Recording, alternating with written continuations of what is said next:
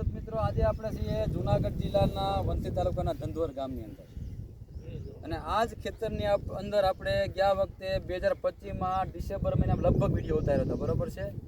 આપણા ભેગા છે આ ભાઈ ખેડૂત જેની જમીન છે. તો ભાઈ તમારું નામ શું છે? નિલેશભાઈ બચ્ચુભાઈ કોટવાળા, બરોબર છે. આ ગામ ધંધુહર આવે છે, તાલુકો વંથલી આવે ને જિલ્લો જુનાગઢ આવે. આપણે કેટલા વીઘાનું જીરું છે? આ 6 વીઘા. હા 6 વીઘાનું છે જીરું. બતાવો ભાઈ, આમ 6 વીઘાનું જીરું છે, બરાબર. બહુ સારું. ફોન ઉપાડતો નહીં કોઈનો, કાપી નાખો. હા 6 વીઘાનું જીરું છે. આપણે લીલાભાઈ સોમાહામાં શું હતું આપણે આમાં? G20 કેટલી થઈ? વીઘે ભાઈ 30 મણ મગફળી થઈ, બરોબર છે. તો લીલાભાઈ તમે આમાં છાણિયું ખાતર એવું નાખો છો? કેટલી ભેહું રાખી? 8. સાંભળો રાજુભાઈ, 8 ભેહુંનું ખાતર ટૂંકમાં નાખે આમાં, અને ટાઈસ નાખે તો નોખી. આ ભાઈ છે ને બધું ભેગું કરીને મલાઈ બધી નાખે તો જ ઉત્પાદન આવે. હવે આપણે ભાઈ નિલેશભાઈ, આ ધંધોર ગામમાં કેટલા ઢોર છે? તો 8000 આખા ગામમાં. જો આ ગામની અંદર 7-8 હજાર માણસની વસ્તી છે. વંથલી તાલુકાનું મોટામાં મોટું ગામ. મત વિસ્તારમાં રાજકારણીની નજરમાં કયું ગામ આવે તો ધંધોર, કારણ કે હાંડા જેવું ગામ છે ભાઈ. તો મતદાન જોતું હોય તો અહીંયા હાથ પૈકી લાગવું પડે, અને ખરેખર લગાડાય હોય પછી રાજકારણી ખબર પડે ને. એમ માનો ને કે 8,000ની વસ્તી છે, લગભગ 55 6 હજાર માણસ મતદાન છે અહીંયા, બરોબર છે. 7000 મતદાન છે. 7000 મતદાન છે, એટલે મતદાન તાલુકા આખાનું મોટું મતદાન ન્યા છે. આપણે ન્યા સામે 7000 ભેહું છે, બરોબર છે. એટલા માણસ એટલે ભેહું છે, બરાબર ને. માણસ એટલે ભેહું હોય છે, ઓછી નહીં હોય. તો આખા ગામની અંદર એટલે ભેહું છે. તો માન લેવાનું ગામમાં 10,000 વીઘા જગ્યા, અંદાજે કહું છું, 10,000 વીઘા જગ્યા હોય તો બધા ખેતરમાં આપણે છાણિયું ખાતર પડતું હોય, અને જે ખેતરમાં છાણિયું ખાતર પડતું હોય ત્યાં તાકાત કંઈ ઘટે નહીં, બરોબર છે. તો આખા ધંધોરમાં તમે જાઓ તો ઉબેર નદીનું મીઠું પાણી અને છાણિયું ખાતર, આને હિસાબે દરેક મોલ હારો જ થાય છે ત્યાં. એનું કારણ છે જમીનમાં તાકાત છે, મીઠું પાણી છે, ખેડૂતની મહેનત છે, અને ભગવાનની કૃપા છે. આ બધી વસ્તુ ભેગું થાય એટલે ભગવાન તમને કંઈ ઘટવા દે નહીં. હવે વિડીયો ઉતારવાનું મેન કારણ છે કે વગર પાણીએ જીરું થાય કે ન થાય. પહેલાં એ સમજાવી દો કે વગર પાણી કેમ જીરું થાય? વગર પાણી જીરું ઉગે જ નહીં. ઉગવાની વાત નથી. તમે પેલું પાણી આજ પાયું જીરાને, દાખલા તરીકે આ દાખલો આપું તમને કે 20/11/2025 આ જીરું વાવ્યું, એટલે પેલું પાણી પાયું. ખેડૂતની સિસ્ટમ હોય કે 6 હાથમાં 8 બીજું પાણી પાય, બરોબર છે. એટલે બીજું પાણી પાય એટલે 20 તારીખે વાવ્યું હોય, બીજું પાણી 26 તારીખે પાય, તોય જીરું ઉગ્યું ન હોય. જીરું તમારું 12-15 દી ઉગે.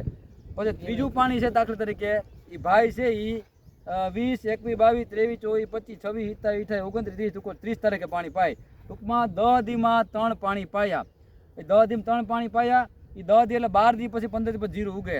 ટૂંકમાં ઉગી ગયું જીરું, પછી ઉગ્યા પછી એકેય પાણી નથી પાતા. ટૂંકમાં જમીનની બહાર જીરું નીકળી જાય પછી એકેય પાણી નથી પાતા. એને ઉગ્યા પછી જીરું, ટૂંકમાં પાણી વગરનું જીરું કહેવાય આપણે. તો રીલાભાઈ કેટલા દી પાણી પાયું હતું આપણે આને? છેલ્લું 10 દી પાણી પાયું. ટૂંકમાં 10 દી પાયેલ પાણી જીરું છે, તમે જોવા. હા, અને ગયા વર્ષે આપણે વગર પાણી જીરું કેટલું થયું? 10 સાંભળજો ભાઈ, હું બધું બોલું એ ખોટું, ખેડૂત કે સાચું. 10 મણ ગયા વખતે આ વિડીયો ઉતાર્યો તો મારો યુટ્યુબમાં વિડીયો ભાઈનો હોય છે. ભાઈ નંબર બોલો તમારા. 9255 12 081. કામ હોય તો ફોન કરજો, આ ખોટા ફોન ન કરતા હેરાન થાય. ભાઈ ધંધારથી માણસ ટ્રેક્ટર રાખતો હોય, ભાઈ ક્યાંનો ક્યાં હોય, ખેતી કરતો હોય, એટલે ખોટી હરી ન કરતા, હરી મને કરજો. નંબર પાછા બોલતા 9255 12 081. હા, આ નંબરમાં તમે ફોન કરજો કે વગર પાણીએ જીરું થાય કે ન થાય. ગયા વખતે કેટલું જીરું થયું આપણે 2025માં? 10 મણ. આ જ ખેતરમાં, આ જ જમીનમાં, આ જ ખેડૂત છે. આ ભાઈ જ પાણી પાતા, ભાઈ જ દવા છાંટતા, ભાઈ જ ખાતર નાખ્યું, બધું ભાઈ જ કર્યું, ને વગર પાણીનું 10 મણ જીરું કર્યું હતું. ને આ વખતે કેટલું જીરું તમને અંદાજ લાગે ભાઈ? આજે ભલે 9 થી 10 મણ. આ જોઈ લો જીરું ભાઈ, હું બધું કવિ ખોટું આમ બતાય. 53 દીનું થયું આ જીરું. આ જીરું 53 દીનું થયું, બરોબર છે. વગર પાણીનું જીરું છે. આ આપણી લેબોરેટરી ઘરની છે ભાઈ. જમીન છે એ આપણી લેબોરેટરી છે, અને ખેડૂત છે વૈજ્ઞાનિક છે. આપણે કોઈને પૂછવાનું, સગનભાઈ મગનભાઈ ખેતીવાડીના આંકડે આપણે જોયા નથી. ખોટા ફાકા ફોજદારી કરવાની નહીં. આ લેબોરેટરી આપણે અહીંની થઈ જાય, બરોબર. આ નંબર ભાઈના આપણે આપ્યા છે. ભાઈને તમે ફોન કરજો કે વગર પાણી જીરું થાય કે ન થાય. આવા એક દાખલા નથી મારી પાસે, આવા ઘણા દાખલા છે વગર પાણી જીરું કરે. આ ભાઈ બેઠા એને વગર પાણી જીરું છે. ઓલા ભાઈને એવું છે. કાકા બતાવો. હા, એ બતાવો. શર્મા ભાઈ સરગવાની સિંગુ ખાય. સરગવાની સિંગુ છે એન્ટીબાયોટિક દવા છે. જો આમ સરગવાની સિંગુ આપણો આ છોડ હોય એટલે ડોક્ટર લખીને દે, ઓલો ચિકનગુનિયા આવે તો, તાવ આવે તો કે ભાઈ તમે સરેગવાની શીંગું ખાઈજો. સરેગવાની શીંગુમાં તમને તો તમામ પ્રકારના વિટામિન હોય, એ એન્ટીબાયોટિક દવા બની જાય એટલે તમને તાવ ઉતરી જાય. પોપિયાના તમે પાન ખાજો, પોપિયાના પાનમાં કડવાની હોય, હેધા ડિરેક્ટન હોય, બધી પ્રકારના વિટામિન હોય. આપણે બીમાર પડીએ ડૉક્ટર શું કે ભાઈ કે આને ભાઈ બાપાને દૂધ ખીચડી ખવડાવજો, ખીચડીમાં પ્રોટીન હોય, દૂધમાં કેલ્શિયમ હોય, એટલે ખાવ એટલે તમારું શરીર થઈ જાય ફોરું અને તમને તાવ ધીરે ધીરે ઉતરી જાય. તાવ વિશે તમને બીજી આખી માહિતી આપે તમને હું. પણ ત્રોપો પીવાનું કે નારિયેળનો, નારિયેળ તેપો ત્રોપામાં તમે લેબોરેટરી કરાવો ને તેમાં તમામ પ્રકારના વિટામિન હોય, એ તમારો તાવ ઉતારી દે. કોઈ પણ રોગ ઉતારવાનું કારણ તમારે અંદરની ઇમ્યુનિટી.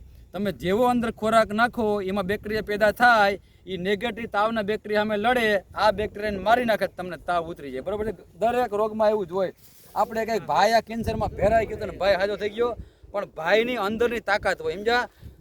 તમે રોગ તમને થયો હોય, તમે ધંધો કરતા હોય, કોઈ પણ ફિલ્ડમાં હોય, પણ તમારે અંદરની તાકાત સારી હોય ને ભાઈ તો તમે સામે પાડી દો. બરાબર છે? એટલે કોઈ પણ ધંધામાં હોવું જોઈએ. તો આ જીરાના મુદ્દામાં થાય વગર પાણીએ પણ જીરું થાય. જીરું થવાનું મેઇન કારણ છે છાણિયું ખાતર. આમાં પછી દાખલા તરીકે બકરા બેહાડે, ઘેટા બેહાડે, બધું કરતા હોય એટલે છાણિયું ખાતર ભાઈ જીરું થાય. બરોબર છે? તમે વીઘે કેટલા પંપ ઉતારો ભાઈ આમાં? આમાં વીઘે 8 પંપ. સાંભળજો ભાઈ, વીઘે 8 પાણી ટાંકે સાટીએ, પંપ નહીં. હા, પાણીનો ટાંકો લઈ લે ભાઈ, ટાંકે છાંટે, વીઘે 8 પંપ છાંટે. 8 6 48. બરોબર છે? ટૂંકમાં 50 પંપ એટલે 15 5 75 700 લીટર પાણી મારે. આ 6-7 વીઘામાં 700 લીટર પાણી પાડે ને ભાઈ તો તમારું જીરું થાય. કારણ કે ઉપરથી આને ખોરાક મળે, હેઠે તો પાણી મળવાનું નથી આને. અને આ જીરું એક પ્રકારનું ખળ જ છે. બરોબર છે? જો આટલી ઊંચાઈ છે, આ તારીખ છે 13/1/2025. કદાચ આપણે ભગવાન કરે 15 દીકડે વિડીયો ઉતારે જીરું થાય એવડું જીરું થઈ જાય. 26 આવી ગયું. આ 26 એક ભૂલી ગયો, લીવેશ વગેરે આવ્યું આપણે, પણ 26 સાલ આવી ગઈ. બરોબર છે? તો આ રીતનું આપણું જીરું છે. લીલાભાઈ તમને માહિતી દેવી બીજે કઈ દો હવે. કાંઈ બસ માહિતી નથી. હા, હું સાણિયું બાણિયું ખાતર નખાય ને એમ, એ નખાય જ ને. સાણિયું ખાતર નખાય. હા, ઘી રોટલી છે. ભેવું રખાય. અને બાયું આપણે આવે ને વહુને કહેવાય કે વાહિંદા કરી જાવ, નકર ભેગું નહીં થાય. આમાં આ ક્રિકેટના મેદાન થઈ જાય. આ જમીન છે ને તમારી, જમીન નહીં રહીએ. અમુક ઓરા પછી થાય ને સાણિયું ખાતર તમે નહીં નાખો ને તો અહીંયા છોકરા ક્રિકેટ રમતા હોય છે. બરોબર છે?